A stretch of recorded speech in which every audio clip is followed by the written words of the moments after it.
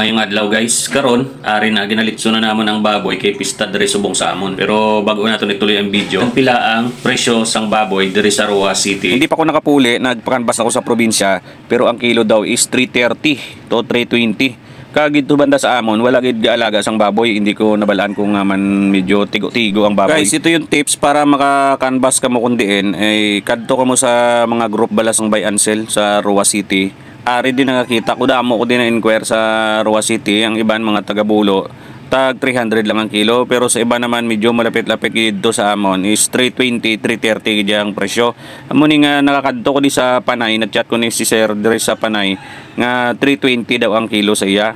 Ay medyo malapit-lapit sa amon, muna amon ning kadtuan, pero grabe ang presyo ay isang baboy, medyo may kamahalan gid man subong. Ang pula na nasa 7,000 na siya. Tinto lang, tinto.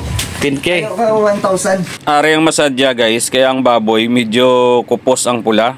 Daw alang-alang ilitson, kaya daw pupos siya lawas. Ato nakita naman tong puti ato na video nami idya kay mabilog siya, pwede na siya pang litson. At nagdeal naman kami ni Sir sa 10,000. Sa tinod-tuod lang na istorya guys, ito ay achievement o unlock itong ginawa namin kasi first time lang namin makapag-litson. Grabe no, iwat-iwat ang pangabuhi sa probinsya mo tong yung iban wala kakilala sa ako na binila taga Manila ko, pero dagadari ko sa probinsya kay medyo bata-bata pa ko, 16 anyo.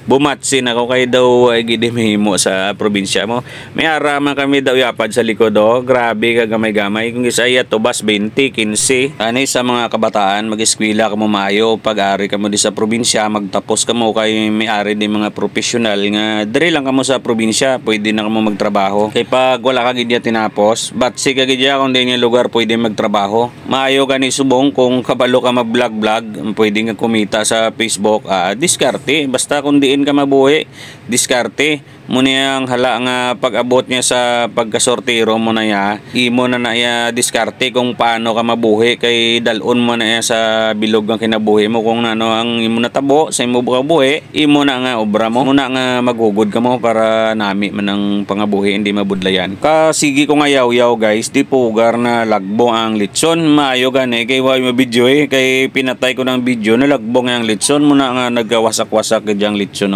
ari walang tawa nyo blaw aralan tawa kay 40 anyos na ko, first time pa lang kami naglitson. Kasigi ko nga ikot abi ko hilaw pa gali kay luto na ya, lantawan nyo bala guys kay grabe ni ang wasak kay diyang iya nga buli kay nalagbong, maayo gani kay na saho namon. So araw dinugtong-dugtong lang namon ang litson ara guys amon nga handa kay diri sa probinsya, may watag pang mga buhi pero okay man may manok man, may barbecue man sila may spaghetti, damo na bisan kuan basta pista na ya masadya na di sa amon. Kay daw reunion man namon naguli man namon pinansero ali sa Gaisano.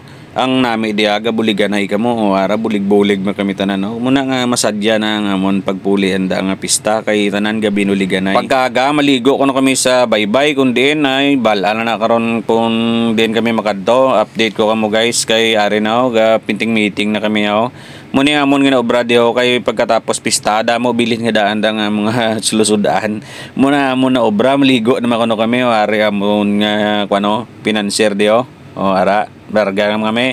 So bantayin nyo guys sa sunod nga video kay maligo kuno kami subong mo. Sponsor ni sang Team Tunog guys So Team Tunog, let's go. Bago ko malipatan, shout out gali kay Sir Richard Silvestre de la Cruz, shout out migo tanan nga mga taga Singmahanon, kag sa akong classmate daw kay Lisel Verona, shout out sa inyo tanan kag madamog nga salamat sa suporta.